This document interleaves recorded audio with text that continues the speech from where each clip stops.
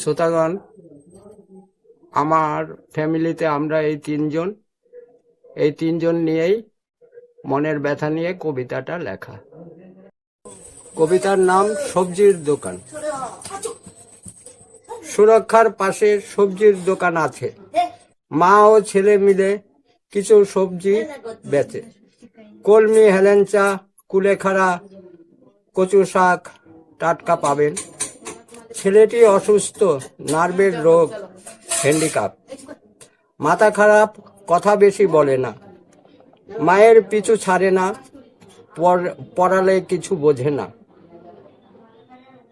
আজ 14 বছর বয়স গড়ালো। জন্ম থেকে অনেক ডাক্তার দেখানো হয়েছে তারে। বর্তমানে সুরক্ষার বড় ডাক্তার দেখছে, ওষুধ দিচ্ছে, সামান্য পরিবর্তন হয়েছে।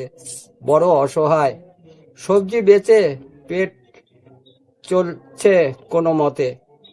দুঃখ যাদের জীবন গড়া, আখি জল শুকায় যায়। মনের ব্যথা মনেই থাকে, বলবো কাকে। ভগবান রূপে খদ্দের কিছু আসে, সবজি কিনে ব্যাগে নেয়। ছেলেটিকে খাবার নচেত 10, 20, 50 টাকা হাতে গুঁজে দেয়। দুঃখ বুঝে বাড়ি যায়, বন্ধু বান্ধবকে বলে খুলে, সবজি কিনলে ওখানেই কিনো, ওদের উপকার হবে।